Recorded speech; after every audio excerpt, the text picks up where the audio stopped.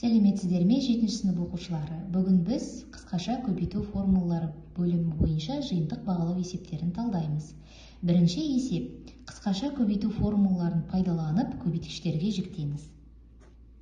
Қай формуланы қолданамыз? А квадрат минус Б квадрат, яғни екі өрнектің квадраттарының айырмасы. Ол бізде екі жақшаға жіктеледі. А минус Б, А плюс Б. Яғни, біз есеп бойынша 5-н азайту 6 азайту n, 5n азайту 6 қосу n. Енді шамдап жіберейік. 5n-нан n аламын, 4n азайту 6, 5n-ға n қосамын, 6n азайту 6. Келесі бысы кез келген натурал сан n натурал саны үшін берілген өрнектің 12-ге еселік болатындығын дәлелдеңіз. Біз мына жерде бұл өрнекті 4n азайту 6 көбейту 6n азайту 6 деп көбейткішке жіктеген болатынбыз. Енді өздеріңіз көріп отырғандарыңыздай, бірінші өрнекте ортақ көбейткіш 2. Екінші жақшаны сыртына шығарамын. 2n азайту 3.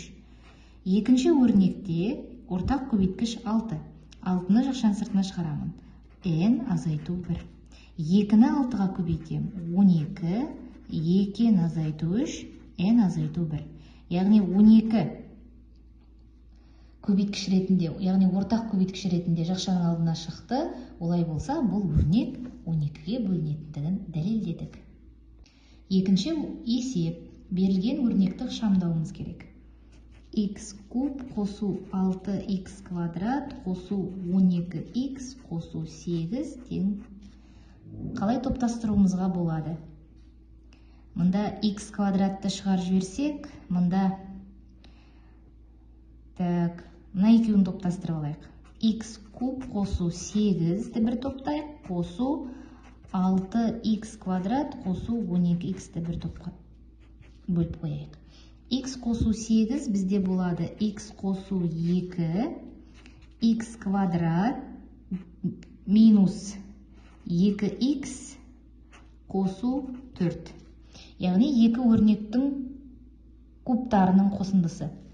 Ары қарай қосу, мұнда 6x ортақ көбейткіш, 6x-ті шығарып жіберем, x қосу 2. Яғни енді екеуіне ортақ көбейткіш x қосу 2 болды. X қосу 2, жақшаның ішінде x квадрат минус 2x қосу 4 қосу 6x тең болады. X қосу 2-ні жазамын. Мұна екеуі x квадрат қосу 4x қосу 4-ті береді. Және де x қосу 2, мұна өрнек x қосу 2-нің квадратын береді. Яғни a қосу b-нің квадратын ашатын болсақ, бізде a квадрат қосу 2ab қосу b квадрат шығады ғой. Мінекей, осы формула бойынша x квадрат қосу 4x қосу 4, ол x қосу 2-нің квадратын береді. Олай болса, x қосу 2-нің кубы шығады. Себебі x қосу 2-нің квадратына көбейтсек, дәрежесі 3 болады.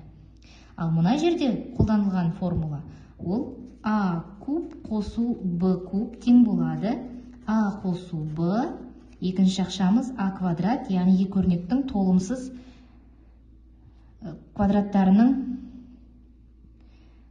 квадраттары түрінде жазамыз.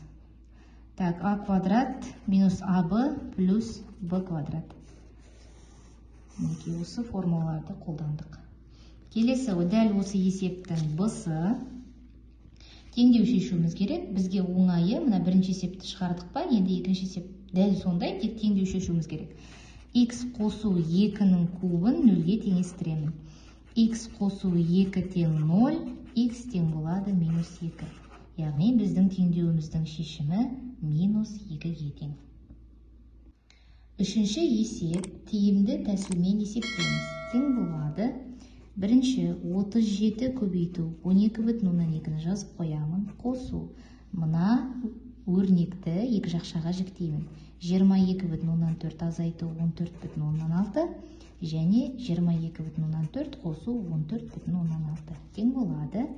Қайтадан 37 көбейту 12,2-ні жазамын. Қосу 22,4-тен 14,6-ны азайтамыз.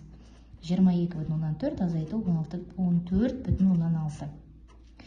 14-тен 6 алсам 8, мұнда біреу кетіп қалды, мұндан бердім. 11-ден 4 аламын, шығады 7.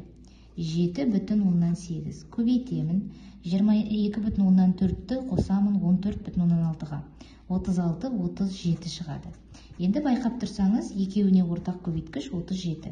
37-ні жақшаның сыртына шығарамын. Жақшаның ішінде 12,2 қосу 7,8. Тең болады. 37-ні көбейтемін. 12,2-ге 7,8-ді қосамын. 13, 20 шығады. 37-ні 2-ге көбейтетін болсам 74, және 0-ін тіркеймін. 740 шығады екен.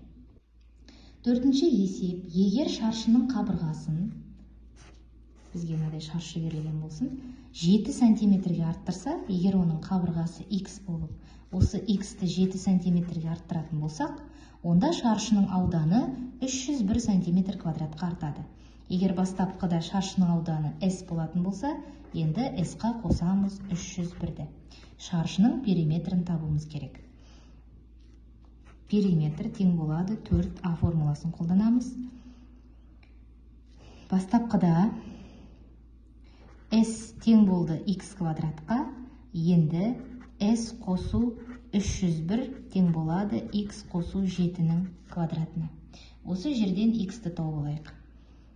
s қосу 301 тең болады x квадрат қосу 14x қосу 49.